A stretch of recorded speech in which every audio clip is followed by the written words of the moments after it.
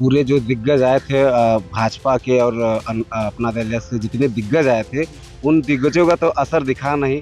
और समीकरण तो कांटे की है और देखना है तो कि 13 तारीख को क्या निकलता है। कि सवर्ण मतदाता कम निकले तो उससे क्या है कि मत प्रतिशत जो बीजेपी या अपना दल या गठबंधन को जाना चाहिए था वो नहीं पड़ा है। इससे बहुत अंतर पड़ा। 13 तारीख को जब आएगा परिणाम तो हो सकता है चौंकाने वाला ही है। सबसे महत्वपूर्ण बात है कि बसपा के जो वोटर्स हैं, बसपा कहाँ बटी जाकर, तो बसपा के जो वोटर्स हैं वो वोटर कहीं ना कहीं जाके सपा में मिलते नजर आए। हालांकि पूरी बात नहीं कि पूरे वोटर्स मिले हैं, मगर ऐसा लग रहा था, जिस तरीके से लोगों का आना था, जिस तरीके से लोग शांत थे, ऐसा लग रहा था कि वो वोटर कहीं ना कहीं सपा में जाकर मिले हैं। 96 विधानसभा उपचुनाव में मतदान की समाप्ति हो चुके हैं। पूरे दिन लगातार पत्रकार फील्ड में रहे हैं और हम उन्हीं पत्रकारों के नजरिए से जानने की कोशिश करेंगे कि आखिर पूरे दिन उन्होंने क्या देखा, समीकरण क्या बन रहे हैं, क्या समीकरण बन रहे हैं सर? समीकरण यहाँ यही बन रहा है कि दोनों की टक्कर बहुत तगड़ी है और यहाँ पे जो कोल वोट है वही निर्णायक होगा कि कौन किसको जीत होगी, किसकी हार होगी। तो ये दिन भर का जो समीकरण जैसी बात रही कि ये चुनाव है, वोटिंग परसेंटेज भी काफी कम हुआ है, तो क्या आपको लगता है कि कांटे की टक्कर रहेगी या फिर आपको लगता है क्लियर कट मेजोरिटी आ रही है? नहीं, टक्कर एकदम कांटे की रहेगी। और किसी के साथ जैसे हमारे यहाँ ये रिंकी हैं, इनके साथ सिंपैथी है, तो पिछले बार के वजह से इस बार सपा वालों ने बड़ी मेहनत की है, तो दोनों की टक्कर एकदम कांटे की रहेगी और बहुत ही कम अंतराल से जीत हार होगी। क्या लग रहा है आपको? पूरा दिन आप क्या लग रहा है? पूरे जो दिग्गज आए थे भाजपा के और अपना दल से जितने दिग्गज आए थे उन दिग्गजों का तो असर दिखा नहीं। और समीकरण तो कांटे की है और देखना है तो कि 13 तारीख को क्या निकलता है। हमारे साथ और भी जर्नलिस्ट हैं। क्या नाम है आपका, वो क्या देखा आपने? जेपी पटेल नाम है। मैंने ये देखा कि आज पूरे दिन भर जब हम लोग कवरेज कर रहे थे तो उसमें पिछले चुनाव से, आम चुनाव से उपचुनाव में बहुत अंतर दिखाई दिया। एक तो पहले मत प्रतिशत सुबह से कम था, आखिरी तक मत प्रतिशत कम ही गया।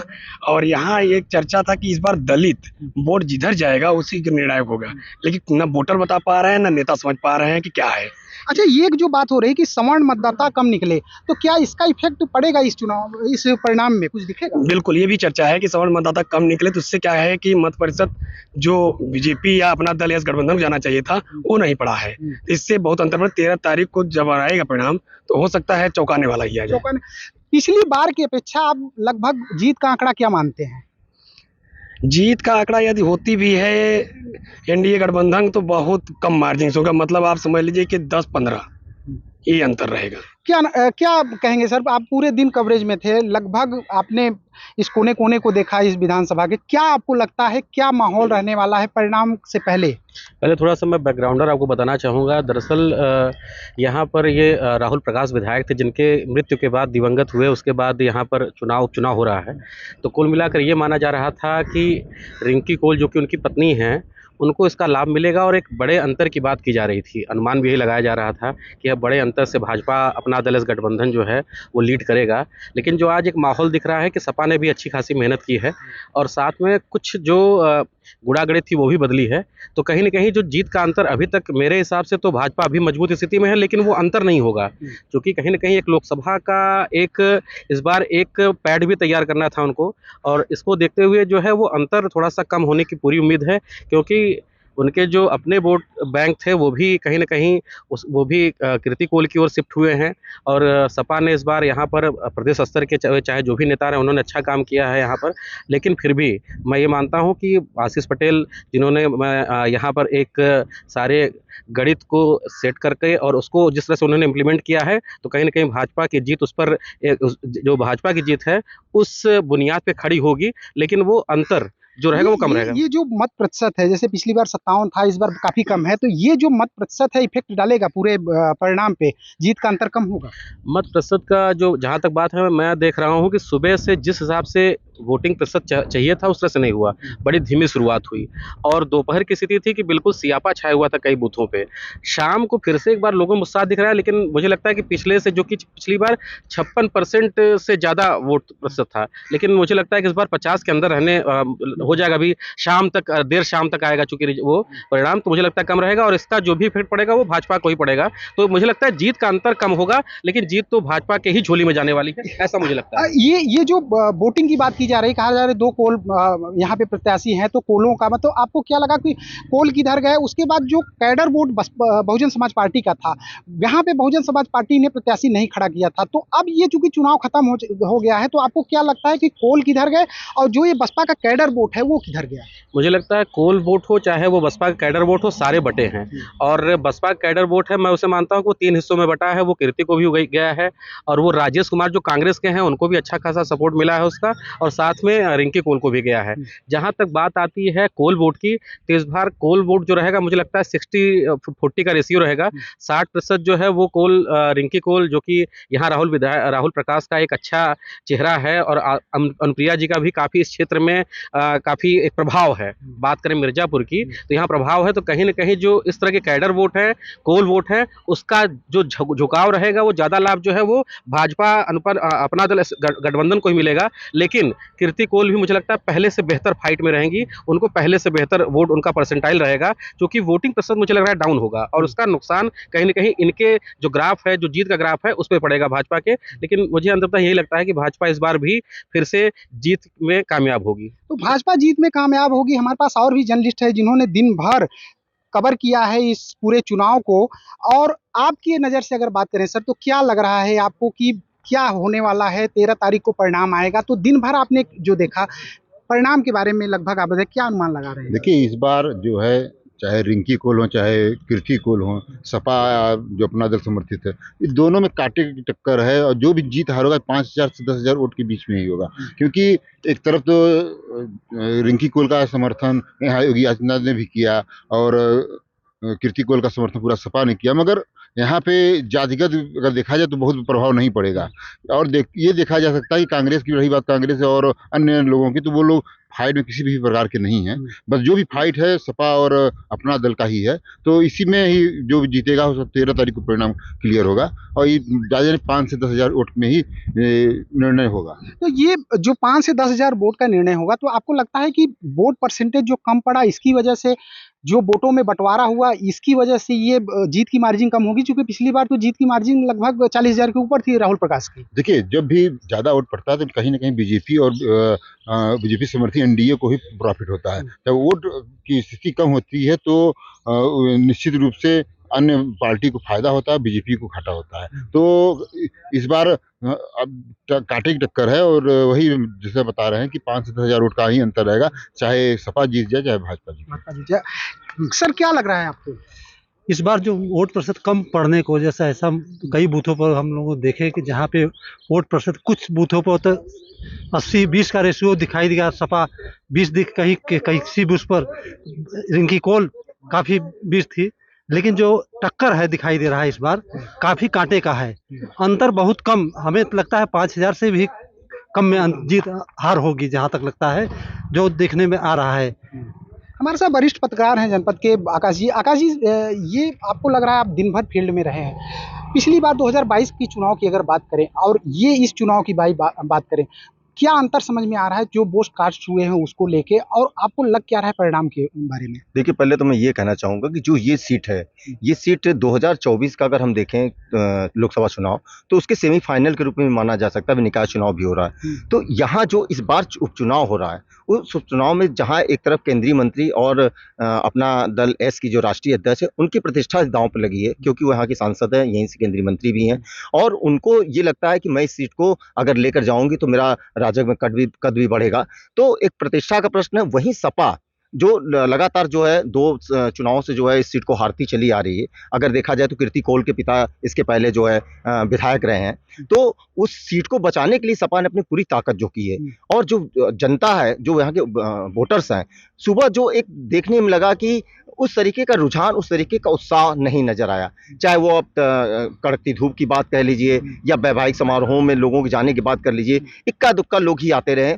कुछ देर के लिए जो है लोगों में उत्साह दिखा, मगर उसके बाद फिर उसी तरीके से चीजें होती चली गई। और जो वोट परसेंटेज है, वो वोट परसेंटेज जहां पिछली बार लगभग 57.91% था, 58% आप कह सकते हैं, उससे इस बार वोट परसेंटेज लग रहा है कि ये वोट परसेंटेज अभी जब चुनाव संपन्न हो रहा है, वोट कास्टिंग हो गई है, तो पूरा खुल के तो नहीं आया, मगर ऐसा लग रहा है कि ये 40-42% तक मैक्सिमम ये जाता दिख रहा है। तो ऐसे में जो राजग पार्टी है, जो एनडीए पार्टी है, तो उसके जो वोटर्स हैं वो कहीं ना कहीं शांत हैं, वो घरों में बैठे रहे, वो बाहर निकल के उन्होंने वोट कास्टिंग नहीं की। हालांकि लोगों का ये कहना रहा, वोटर जो आते रहे वो विकास की बात करते रहे। उन्होंने कहा कि बहुत कुछ विकास हुआ है, सड़क से लेके पानी से लेके जल जीवन मिशन भी चल रहा है, तो हमारे क्षेत्र में विकास हुआ है, हमारे जिले में मेडिकल कॉलेज भी आया, मगर उसके बावजूद युवाओं का कहना था कि रोजगार के लिए भी बहुत कुछ करना इस क्षेत्र के लिए बाकी है।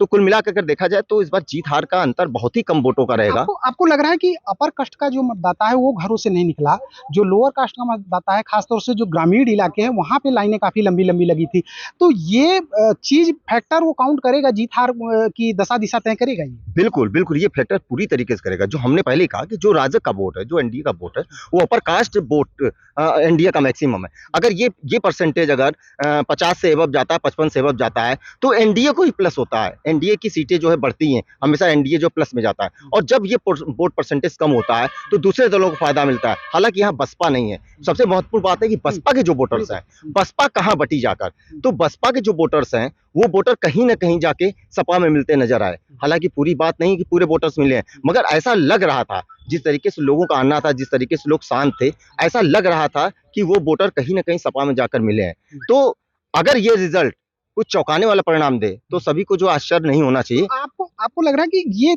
मतलब जो इजी वे में ये सोचा जा रहा था कि लड़ाई एक तरफा होने जा रही है, क्योंकि योगी आदित्यनाथ भी इस सीट पे आए थे चुनाव प्रचार करने के लिए, और भी केंद्रीय मंत्री लगी थी यहाँ पे, और भी लोग यहाँ पे लगे थे, तो आप जो ये कहा जा रहा है कि एक तरफा लग रहा है कि टक्कर होगी कांटे की, ये जब 13 को रिजल्ट आएगा तो कुछ टक्कर का मुकाबला है, या एक तरफा चीजें घुमा फिरा की दिख रही है? देखिए, जो जिसकी सीट है, लड़ाई तो उसी से होती है, और राहुल कोल का एक अच्छा यहाँ पे रहा, पहचान रही राहुल कोल की पत्नी जो है वो रिंकी कोल, वो लोगों के सामने तो एक सिंपैथी तो लोगों का है, मगर सिंपैथी के साथ साथ उस तरीके के लोगों ने उत्साह नहीं दिखाया। वो सिंपैथी केवल लोगों के दिल तक रह गया, वो मतदान केंद्रों तक नहीं पहुंचा, और इसका खामियाजा जो है ये रिंकी कोल को उठाना पड़ सकता है। अब एक बड़ी बात होती है कि हर चुनाव में जीत के बाद ये कहा जाता है कि बीजेपी का एक ऐसा लाभार्थी वर्ग है जो कि आवास का लाभार्थी है, वो अनाज का लाभार्थी है, जो योजनाएं हैं सरकारी उसका लाभार्थी है।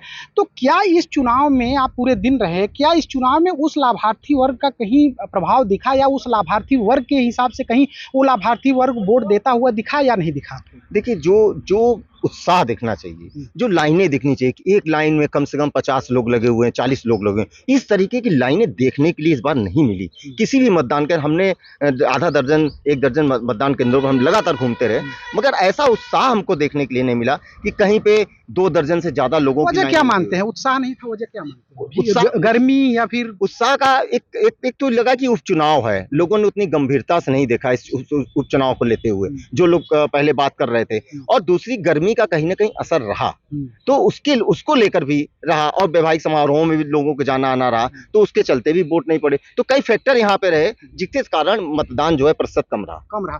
अब हम फाइनल आपसे पूछेंगे, 13 तारीख को जो परिणाम आएंगे वो तो भाई फाइनल परिणाम होंगे, लेकिन आपके नज़रिए से पूरे दिन के हिसाब से जो आपने देखा, क्या लग रहा है सीधी टक्कर किसके बीच है, और अगर परिणाम आता है तो कितना हो सकता है? सीधी टक्कर यहाँ कीर्ति और रिंकी कोल के बीच है। दोनों के राजनीतिक परिवार का इतिहास रहा है। भाईलाल कोल, जहाँ कीर्ति कोल के पिता जो है 96 से विधायक रहे, रावटसगंज से सांसद रहे, वही रिंकी कोल के ससुर पकौड़ी कोल भी जो है अभी सांसद हैं सोनभद्र से, वो भी 96 से विधायक रहे। तो दोनों राजनीतिक परिवारों के बीच जो टक्कर है, रसाकसी है, उसमें 13 तारीख को जो रिजल्ट आएगा वो चौंकाने वाला रिजल्ट आने की पूरी उम्मीद है। चौंकाने वाला रिजल्ट आएगा, ये बड़ी बात है, क्योंकि कुछ पत्रकारों ने बताया कि ये कांटे का टक्कर रहेगा, चौंकाने वाला रिजल्ट भी आ सकता है। सर, क्या आपको लग रहा है, दिन भर में आपने देखा, अपने आंखों से देखा, पोलिंग बूथ तक गए, क्या माहौल आपको दिखा इस चुनाव का? इस माहौल में सबसे बड़ा तो मुझे ये लगा चौंकाने वाली बात की जो पिछले सत्र में जो राहुल प्रकाश कोल के चुनाव में जो यहाँ पे पब्लिक में उत्साह देखा गया, मतदाताओं में उत्साह देखा गया था, इस बार वो उत्साह यहाँ पे नहीं देखा गया। उसका कारण सीधा सा रहा है कि कुछ तो लोग व्यवहारिक उत्सव में, और कुछ लोग इस उपचुनाव को सीरियस नहीं लिए। उपचुनाव को उपचुनाव के नज़रिए से देखा गया। यहाँ पर कोई एनडीए की सरकार का जो बहुत बड़ा लाभार्थी है, उसका खुशी जो एक लहर होती है मन में, एक उत्सव के रूप में लोग जाते हैं, मनाते हैं।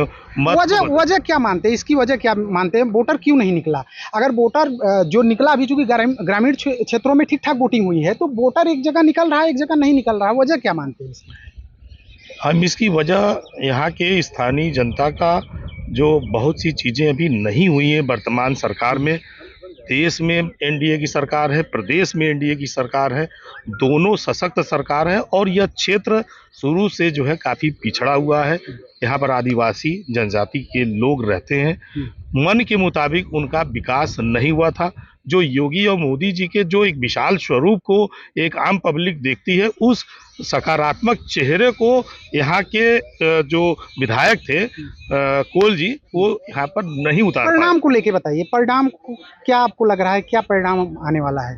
परिणाम मुझे पूरा ये लगता है सब कि ये बहुत कांटे का टक्कर है, लेकिन कहीं ना कहीं जो बहुजन समाजवादी पार्टी का वोट है, इस बार बहुजन समाजवादी पार्टी ने अपना कैंडिडेट नहीं उतारा, तो वो वोट जिस दल के पक्ष में जाएगी उसका विजय होना तय है। लेकिन यहाँ ये भी देखने को मिला है कि वो एक तरफा मत किसी एक दल को नहीं जा रहा है, ये तीन तरफ जो है बट गया है। अब बटने के दौरान जो रिजल्ट अपने हम लोग जो अपने में महसूस कर रहे हैं, वो चौंकाने वाला आएगा। 5 से 10 हज़ार के बीच का ये रेशियो होगा और हो सकता है कि कीर्ति कोल का विजय हो जाए, हो सकता है कि रिंकी कोल का विजय हो जाए। लेकिन मैं एक चीज़ जरूर करूंगा कि यहाँ की स्थानीय जनता से जब मैंने बात की तो उनका कहना था कि राहुल प्रकाश कोल अच्छे विधायक हो सकते हैं, लेकिन विधायक चुनना एक सिंपैथी की निगाहों से नहीं देखना चाहिए, श्रद्धांजलि की निगाहों से नहीं देखना चाहिए, एक तेज तर्रार विधायक को देखना चाहिए, पढ़ा लिखा विधायक होना चाहिए। तो ये थे जनपद के वरिष्ठ पत्रकार जो पूरे दिन लगातार इस फील्ड में रहे। उन्होंने चुनाव को देखा, बूथ बूथ तक गए और आंखों देखी उन्होंने बताया कि आखिर 13 को जो परिणाम आएगा वो परिणाम क्या होगा। फिलहाल पत्रकारों के नजरिए से हमने आपको ये दिखाया कि पत्रकारों का क्या सोचना है इस पूरे दिन के कवरेज के दौरान। उन्होंने क्या दिखा, वोट प्रतिशत किधर गया, जीत की संभावना क्या हुई। सुरेश कुमार सिंह, मिर्जापुर, यूपी तक।